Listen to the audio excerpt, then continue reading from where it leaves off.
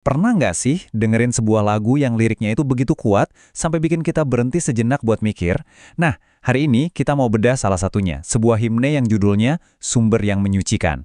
Judul lengkapnya adalah Darah yang Menghidupkan dan sebentar lagi kita akan tahu kenapa. Oke, kita langsung aja ya ke gambaran utamanya. Sebuah sumber yang isinya darah. Mungkin reaksi pertama Anda sama kayak saya. Kok kedengarannya agak grafis ya? Mungkin agak ngeri malah. Tapi justru disitulah letak kekuatannya. Apa sih sebetulnya makna di balik metafora yang sekuat ini? Ya, buat sebagian orang gambaran kayak gitu mungkin aneh banget. Tapi bagi orang-orang yang paham pesannya, ini adalah gambaran keselamatan yang paling kuat. Kita bakal lihat gimana William Cowper, si penulis lagu, mengubah gambaran yang mengejutkan ini jadi sebuah pesan harapan yang abadi. Dan ternyata ide ini bukan karangan bebas loh. Inspirasinya datang langsung dari sebuah nubuat kuno di kitab Zakaria yang ngomongin soal sebuah sumber yang akan terbuka untuk menghapus dosa dan kecemaran. Nah, ini dia akar teologisnya, sebuah janji kuno tentang penyucian. Oke, sekarang kita coba bedah satu persatu ya. Poin pertama, dan mungkin yang paling dasar, adalah janji pengampunan.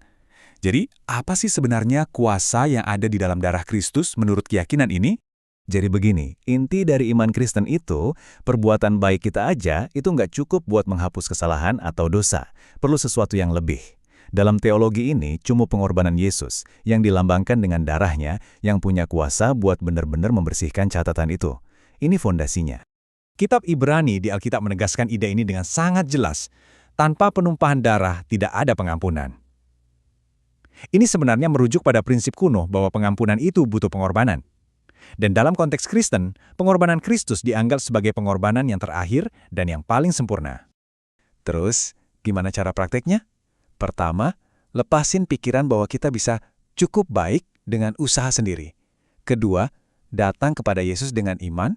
Dan yang ketiga, ini yang paling penting, adalah benar-benar percaya kalau pengampunan itu udah jadi milik kita, sepenuhnya gratis. Tapi tunggu dulu, ceritanya nggak berhenti di pengampunan aja loh. Pesan lagu ini jauh lebih dalam dari itu. Ini bukan cuma soal catatan yang bersih, tapi tentang disucikan total dari dalam keluar.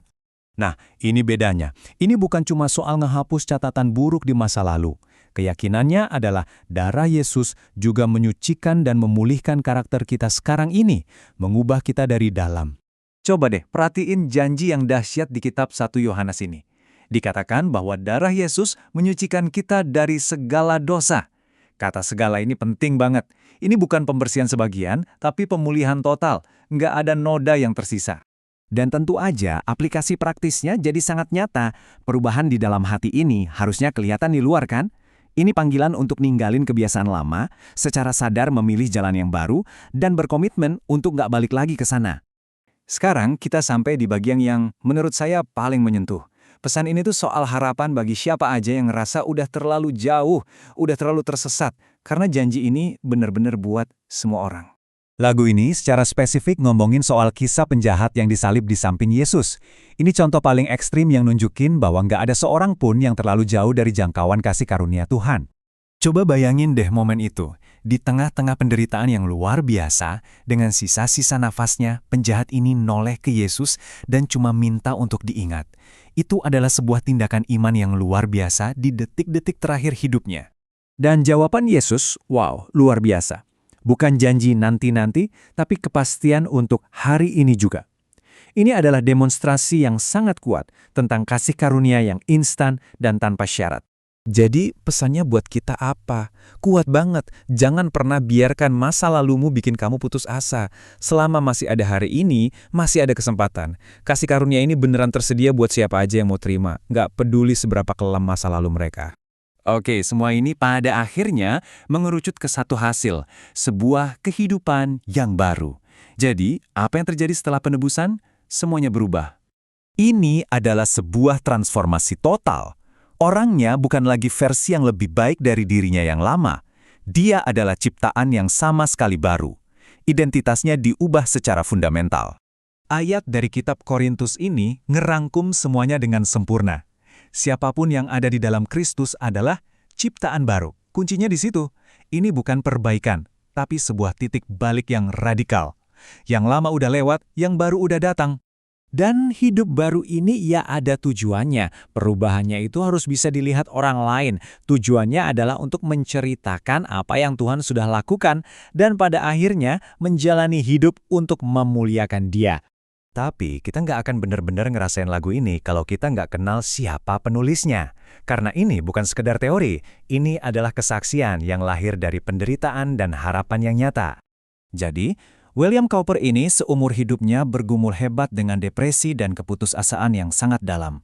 Lagu ini lahir bukan dari kemenangan yang gampang, tapi dari dasar jurang penderitaan. Saat dia akhirnya benar-benar paham soal kasih karunia Tuhan, itu memberinya harapan yang mengubah hidupnya. Dan lagu ini adalah curahan hatinya.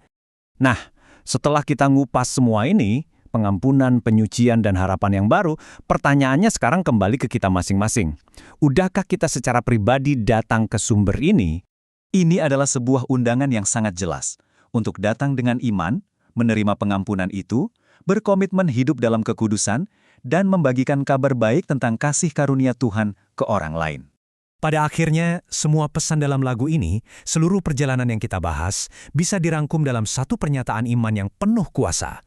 Sebuah kesaksian pribadi yang jadi intinya, aku telah dibasuh oleh darah anak domba.